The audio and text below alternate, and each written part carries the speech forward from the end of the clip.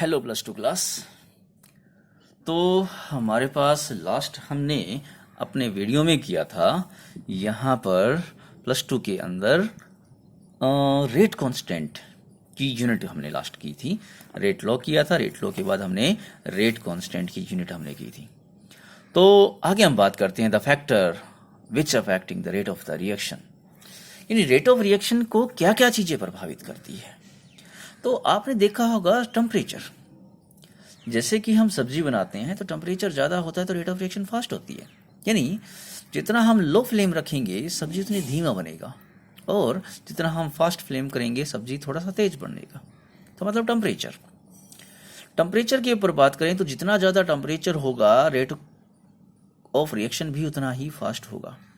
या फिर हम बात करें टेम्परेचर डायरेक्ट प्रभाव डालता है रेट कांस्टेंट के ऊपर।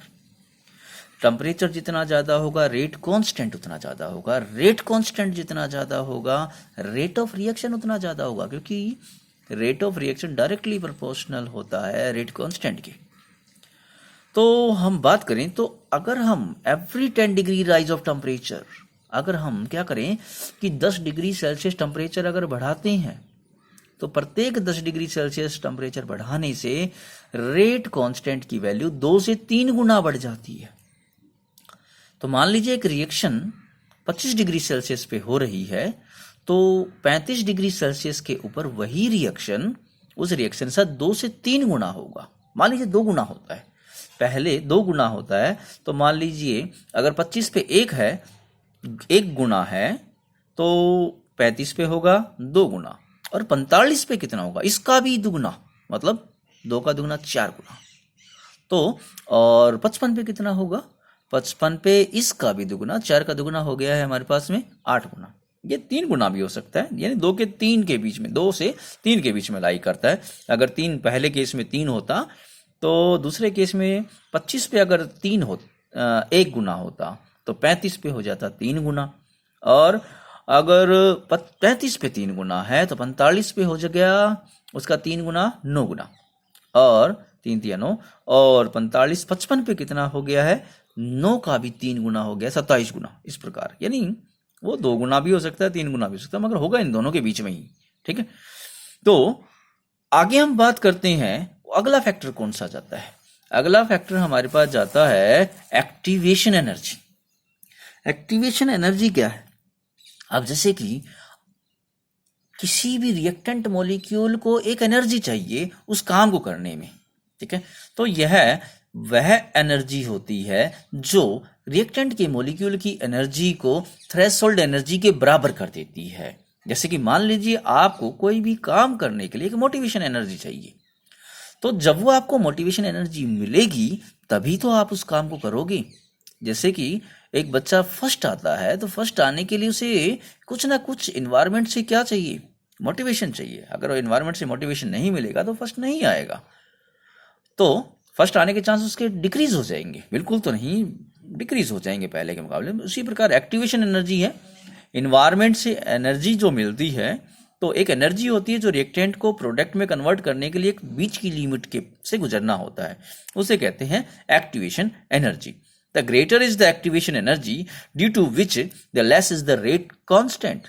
तो एक्टिवेशन जितनी एनर्जी जितनी ज्यादा होगी, रेट कांस्टेंट की वैल्यू क्या होगी, rate constant, the greater is the activation energy, rate constant की वैल्यू क्या होगी उतनी कम। यानी आपको मान लीजिए ज्यादा एनर्जी चाहिएगी तो मतलब उस काम के होने की संभावनाएं क्या हो जाएगी, कम हो जाएगी। तो अगला हम बात करते हैं कैटलिस्ट। कैटलिस्ट के ऊपर बात करते हैं। In the presence of the catalyst the activation energy will be decrease. अगर एक्टिवेशन एनर्जी डिक्रीज होगी यानी मतलब कम हो जाती है, तो मतलब कम एनर्जी चाहिए मोटिवेशन के लिए, यानी थोड़ा सा मोटिवेट करते ही काम हो जाएगा। तो मतलब तो कैटलिस्ट क्या करते हैं, एक्टिवेशन एनर्जी को घटा देते हैं, और एक्टिवेशन एनर्जी अगर घट गई है तो थोड़ा सा टेम्परेचर चेंज करते ही रिएक्शन बहुत ज़्यादा फास्ट हो जाएगी। तो रेट ऑफ रिएक्शन क्या हो जाएगा, विल बी द इंक्रीज, यानी पहले तो रेट कांस्टेंट इंक्रीज होगा, उससे रेट ऑफ रिएक्शन इंक्रीज होगा। अब यहां पर हम बात करते हैं, अगला जाता है हमारे पास ऑर्डर ऑफ रिएक्शन क्या होता है। हमने रेट लॉ में पढ़ा था, alpha plus beta is the order of reaction. तो हम बात करें, ये पावर होती है कंसंट्रेशन ऑफ रिएक्टेंट की, रेट लॉ में आपने देखा होगा, रेट लॉ के अंदर, या it is the number of molecule participate in the slowest step. अब स्लोवेस्ट स्टेप के अंदर जो मॉलिक्यूल एक दूसरे को कोलाइड कर रही हैं, टकरा कर एक दूसरे के साथ में एक्टिवेटेड कॉम्प्लेक्स बनाते हैं रिएक्शन को फास्ट करने के लिए, तो उन मॉलिक्यूल की स्लोवेस्ट स्टेप में जो संख्या होती है उसे हम उसका ऑर्डर कहते हैं, या order of reaction calculated experimentally. Order of reaction को हम थियोरेटिकली नहीं निकाल सकते हैं, एक्सपेरिमेंट के द्वारा ही ये निकलेगा। तो यहां पर हम बात करते हैं आगे मॉलिक्यूलैरिटी। मॉलिक्यूलैरिटी क्या होती है? मॉलिक्यूलैरिटी की यहां पर बात करें कि हमारे पास जो नंबर ऑफ मॉलिक्यूल पूरी रिएक्शन के अंदर हिस्सा लेते हैं, एक पर्टिकुलर हमारे पास रिएक्शन है, उसमें जितने मॉलिक्यूल्स आपस में एक दूसरे के साथ कोलाइड होते हैं उसे हम क्या कहते हैं, उसकी मॉलिक्यूलैरिटी। और अगर यही हमारा स्लोवेस्ट स्टेप में होता तो मॉलिक्यूलैरिटी ऑर्डर बन जाता। तो हमारे पास एलिमेंट्री रिएक्शन क्या होती है? The reaction take place in the one step, यानी ऐसी रिएक्शन है जो एलिमेंटल स्टेप से होते हुए यानी एक ही स्टेप में कंप्लीट हो जाती है, हम उन्हें क्या कहते हैं? Elementary reaction. कॉम्प्लेक्स रिएक्शन क्या होते हैं? कॉम्प्लेक्स आपने देखा होगा, उसमें कई सारी चीजें होती हैं। ऐसी रिएक्शन है जिन्हें कई चरणों से होकर गुजरना पड़ता है, जिसमें कई स्टेप होते हैं। The reaction take place in the many step, तो उन्हें हम कहते हैं कॉम्प्लेक्स रिएक्शन। जैसे हमारे पास यहाँ रिएक्शन दे रखी है, H2O2, 2H2O2 देते हैं 2H2O प्लस में O2 I नेगेटिव की प्रेजेंस में। यहां से डायरेक्ट ये लग रहा है कि O2 ने क्या किया, 2 O2 ने एक O दे दिया और यहां पर H2O बन गया। अब देखिए मैकेनिज्म में क्या होता है। स्टेप नंबर फर्स्ट में क्या होता है, H2O2 के पास I नेगेटिव आया, उसने एक O ले लिया, IO नेगेटिव यहां पर बन गया, H2O बन गया एक।